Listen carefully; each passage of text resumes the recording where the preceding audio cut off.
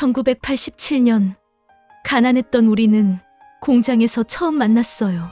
제가 공장에서 쓰러졌던 그날, 그는 저를 안고 울면서 시내 병원으로 뛰었어요. 그날 이후 우리는 조금 서먹한 연인 사이가 되었어요. 저는 방황했지만 그의 사랑은 언제나 변함없었어요.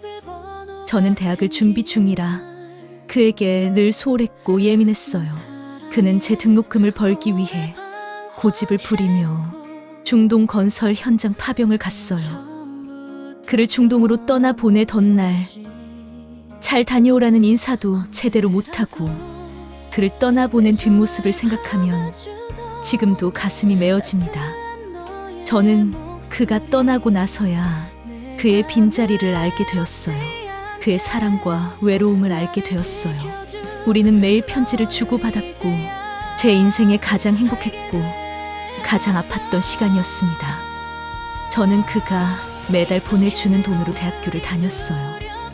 시간은 그렇게 2년이 흘러 그가 돌아올 시간이 되었을 때 그에게서 연락이 끊겼어요. 그때 뉴스에서는 중동 전쟁 뉴스가 연일 보도되었습니다.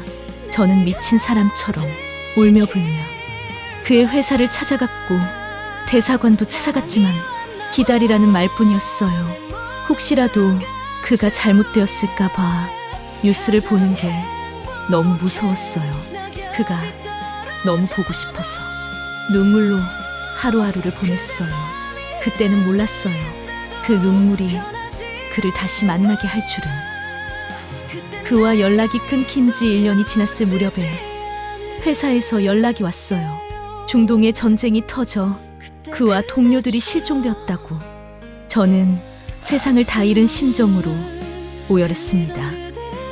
저는 며칠 동안 울다 지쳤고 겨우 정신을 차리고 나서 그가 살아만 있게 해달라고 매일 기도했어요. 그를 기다리며 그가 나에게 주었던 사랑을 매일매일 곱씹었어요. 그렇게 시간이 흘러 저는 대학을 졸업했고 회사에 취직도 하고 사회생활을 하기 시작하며 그가 서서히 잊혀지기 시작했고 회사를 다니면서 만나는 사람도 생겼어요. 어느덧 12년이라는 시간이 야속하게 흘러갔어요. 우연히 우리 회사 거래처 공장 중에 우리가 다녔던 공장이 있다는 걸 알게 되었어요. 옛 생각에 일부러 제가 감리를 나갔고 그때 공장에서 근무했던 분들을 만나 얘기를 나눴는데 당시 실종된 사람들의 시신을 대부분 찾았는데 그의 시신은 못 찾았다고 했어요. 저는 공장을 감리하면서 그와의 추억이 묻은 장소들을 볼 때마다 숨이 멎을 것 같았어요. 그날 저는 결심했습니다. 그의 시신이라도 내가 데려와야 한다고. 바보같이 왜 너만 못 돌아왔어.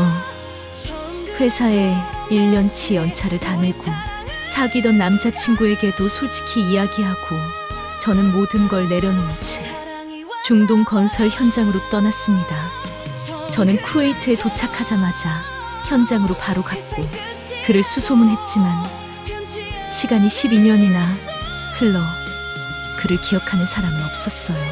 중동에 온 지 3일이 되었을 때 한국인 경비원 한 분이 현장 인근에서 한국인이 담배를 팔고 있다는 이야기를 해줬어요. 저는 바로 현장으로 달려갔고 중동 건설 현장에 도착해서 3일 만에 현장 주변에서 그를 찾았어요.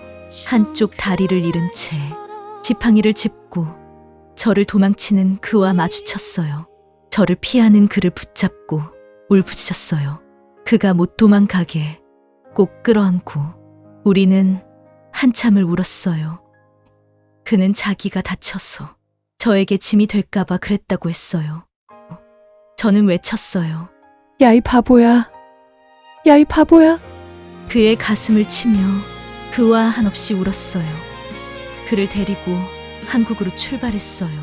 그 힘든 세월, 얼마나 외로웠을까, 혼자 얼마나 무서웠을까. 내가 지켜줬어야 했는데 한국에 오는 내내 비행기 안에서 눈물을 멈출 수가 없었어요. 저는 한국에 와서 그를 보살폈어요. 그가 제게 해준 것처럼요. 우리는 약속했어요. 우리 앞에 그 어떤 어려움이 와도 다시는 헤어지지 않기로. 이제는 당신이 내 사랑을 받을 차례예요. 이제 우리 떨어지지 말아요. 당신 손 다시는 놓치지 않을게요. 다시는 놓치지 않을 거예요. 1980년 대한민국 국가 전체 외화 수익의 85%가 중동 건설 현장.